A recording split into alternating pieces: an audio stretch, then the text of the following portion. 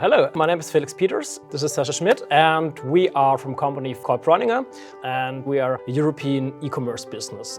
We had a talk here on the OpenShift Commons about how we transformed our IT security and authentication environment to something modern with Keycloak, which helps us to implement modern IT security at Breuninger.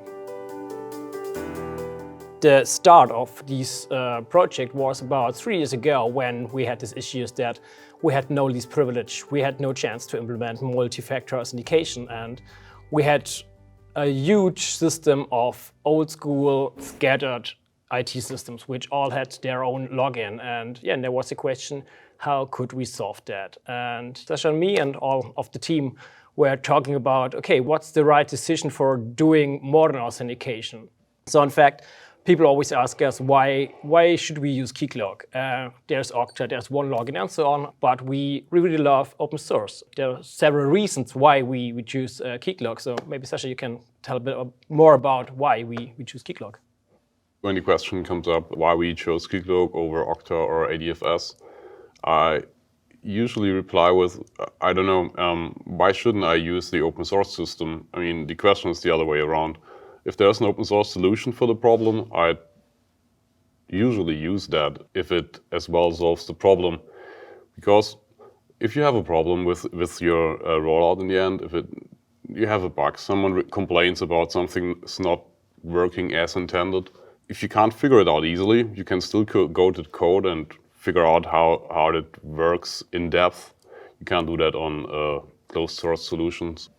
The onboarding process and the onboarding effort is also there. So Keycloak helps us with open source upstream docs. There are blog posts, there are videos which are open to the community. And then we have topics like multi-factor authentication with WebAuth and so on. We have now modern standards in the Keycloak and the authentication environment. And I don't know if you heard about WebAuth 2 years before, but now it's there, and I think Keycloak helped us really to get it to work, right?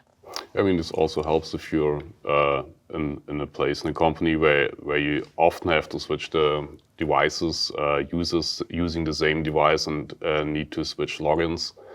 So if you have a key pass, you can basically do passwordless authentication. So this really speeds things up in that case. So a warehouse, for example, this problem comes up quite often. I think these were the guys that really had the most issues with changing the login system. When you have Keycloak, you have a roadmap. You have some kind of public roadmap because there's demand in the community, and you can chat to people, and you can just say, okay, we need that, so we can contribute, and we can help each other to grow on this topic, and we can learn how the community should use it or can use it. So if I use yet another big authentication provider, I'm totally into their system, and I have to wait when they implement it and how they implement it. Keycloak gives us the ability to shape the login process, the authentication process like we need it. And when it's not yet here, we can contribute, we can do it, or we can talk to the community, okay, how did you do it? Can you help me?